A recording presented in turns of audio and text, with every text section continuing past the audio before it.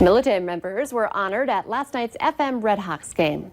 The annual event at Newman Outdoor Field attracts hundreds of military members and allows the community to recognize them for their commitment.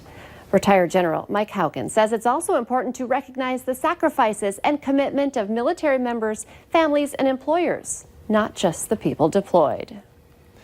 Hi, everyone, and thank you for waking up with us on this Wednesday morning. I'm Jordan Schreier here with Lisa Bedell. We're just getting started with your news and weather to the top of the hour to help you plan for your day. We start with a breaking news alert. A dangerous sex offender is on the loose after police say he walked away from the North Dakota State Hospital in Jamestown. The Highway Patrol says 30-year-old Jerry Stewart did not return after an authorized pass to walk on the hospital grounds last night around 7. He had been civilly committed for chemical dependency issues and is a registered sex offender with violent tendencies, including assault. Stewart is not in compliance with his sex offender registry or probation conditions. Police say he has connections to Stutzman, Barnes, Cass, and Rowlett counties and the cities of Fargo, Moorhead, Valley City, Jamestown, and Bismarck. He was last seen wearing blue jeans and a black hoodie and has the letters G and R tattooed on the right side of his neck. If you see him, do not approach him. Call 911 immediately. And this story is getting a lot of attention on the Valley News Live Facebook page. A number of viewers sounding off about why a sex offender with a violent background was left unattended. Also breaking this morning, a North Dakota man wanted on outstanding warrants is in jail after police say he tried getting away from them in Jamestown. Police spotted Howard Larson Jr. last night, but they say he took off on foot. Officers set up a perimeter, then spotted him in another car and used stop sticks to eventually take him into custody. New this morning, one person is injured after a crash in Clay County. Deputies got called out to Glendon around 1:30 a.m. and found a motorcycle in the ditch. One person was taken away in an ambulance, but no other details have been released. We're waiting to hear back from deputies about what led up to that crash. Investigators think the cause of a Clay County house explosion was a lit candle that ignited a buildup of propane. KFGO News is reporting the blast happened just after 5 yesterday morning at a home northwest of Barnesville. 2 people were taken to a Fargo hospital, but the sheriff doesn't think the injuries are serious. The house, however, has heavy damage. A North Dakota man is being treated at a Twin Cities hospital after a fire at his workplace. Williston fire officials say he was burned on his arms and legs early yesterday morning at a commercial building on the city's west side. The victim was flown to a Minneapolis burn center. The cause of this fire is still being investigated. It's now 9 minutes before 7. Let's get a check of our storm team forecast with Lisa Green.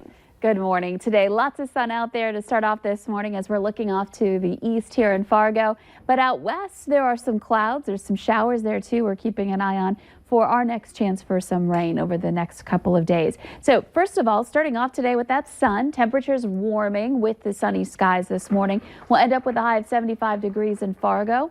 Expect to have increasing clouds, though, as we head through the day. Expect to have some cloud cover that takes over from later this morning and beyond, and perhaps even some showers as we head into the evening hours tonight for Fargo. So keep that in mind, that if you're going to be away from home and maybe not available to grab your umbrella later on, you might want to just have it on hand this morning to use later, just in case. Checking out your temperatures, 40s to some 50s. It's 52 degrees in Fargo. It's 46 in the Wadena area. That's one of our coolest numbers on the map. 48 in Grand Forks and 57 down in Oaks. That's where we've got more cloud cover. It's helped to insulate us overnight, but that's also where we've got the cloud cover. So that means our temperatures aren't going to be warming up much. And then, of course, we've got some showers too. You can see that cloud deck just slowly advancing eastward with the rain trying to move east as well. Right now, we've got Highway 281, basically in Lemoore and Dickey County, where we've got the focus for the rain, and farther west from there. This is going to try to roll east, but it is going to take its time. So it may be a while before we see this in other parts of southeastern North Dakota, but that's the area where we're more likely to get the rain into the afternoon today. Eventually, the whole system gets its act together and moves eastward for tonight and tomorrow, and we'll see those increasing chances for rain and even some thunderstorms with that as well. So if you're in Minnesota, you may not see much of anything today as far as rain is concerned, but it is something to be aware of, that the potential is there. And again, as we're farther west, we're more likely to see it. Temperatures are going to be highs only in the 60s in that area. The rest of us getting into the low to mid 70s today.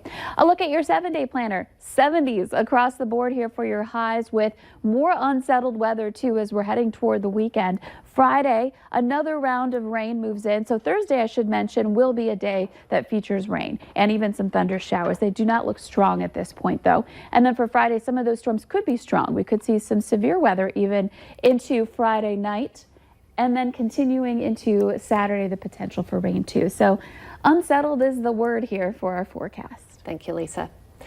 We have new information on the arrest of 2 University of Minnesota wrestlers for suspicion of criminal sexual conduct. Police have now released Gable Stevenson and Dylan Martinez from jail without filing charges. Prosecutors say they're still investigating the case, though. The U of M says the athletes will remain suspended from the team activity as authorities investigate.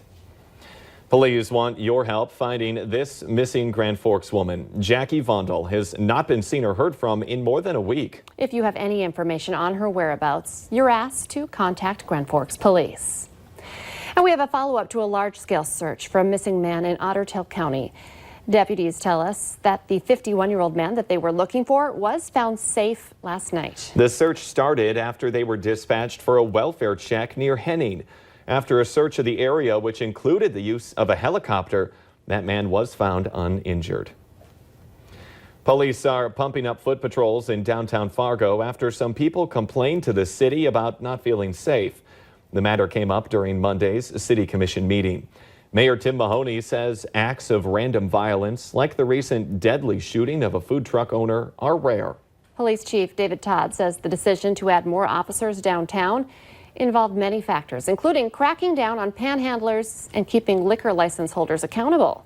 They've already been increasing their police presence during bar closing times.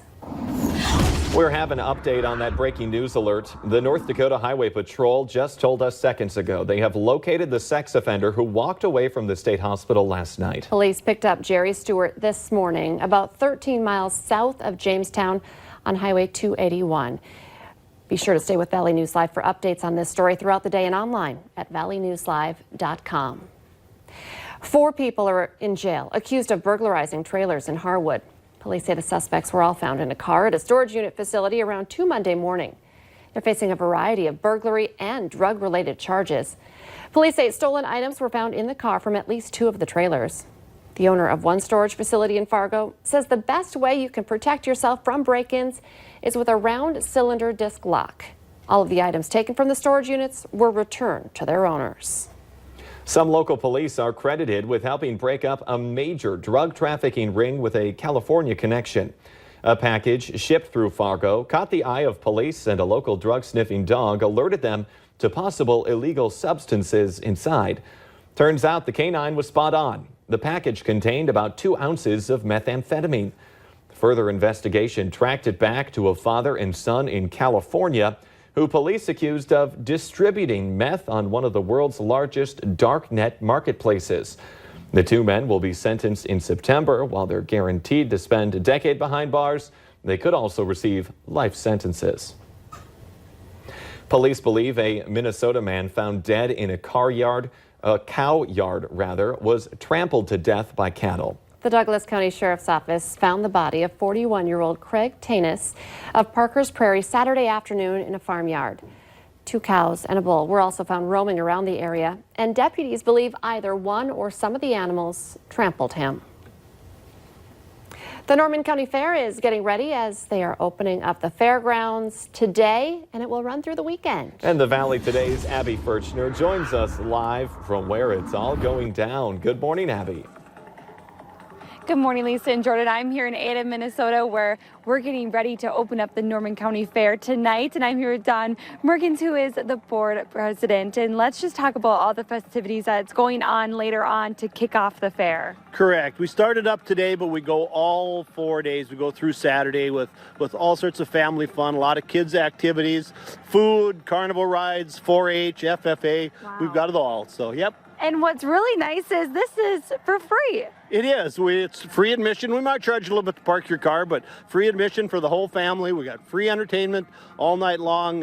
So yeah, it'll be a great time here at the Norman County Fair. And I know today you have your parade as well. We do. We have the kickoff summer parade that starts in downtown Ada, goes through town, ends up at the fairgrounds, and yep, it's a great time. It's a big parade, a lot of candy being tossed, so it'll be a lot of fun. But if you can't get the candy, there's a lot of deep fried deliciousness you can get here. There is, all the way from a corn dog to pulled pork nachos to mini donuts to cheese curds, fresh squeezed lemonade. Whatever you want in fair food, we've got at the Norman County Fair. And there's a ton of family fun going on here too at the fair, like Max Power. He'll be out here all weekend. And Max, what are you most excited for? Well, I'm most excited for everybody to come out and have fun. All those kids running around, yelling and screaming.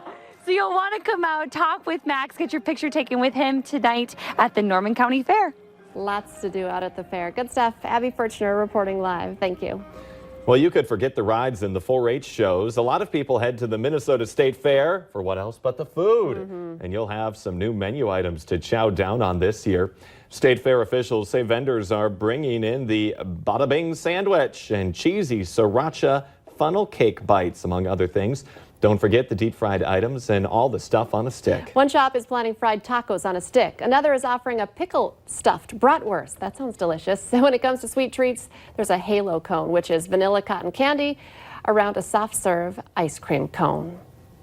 Let's get our answer now to our question of the morning on Facebook. Here's today's question. 14% of us use a public restroom regularly to do this. The answer is to change your clothes. Remember, you can take part every day on our Facebook page. And some people, they might be getting a little wet when they step outside the door today. Yeah, we're talking some showers trying to work their way through southeastern North Dakota. Right now, though, a lot of us enjoying beautiful sunshine. We'll see high temperatures where we get the sun into the low to mid 70s today. But be aware, showers are going to slowly be advancing eastward from southwest to the east here through the morning and afternoon. The Today Show and CBS This Morning are just about to start, but the Valley Today rolls on the Fargo CW.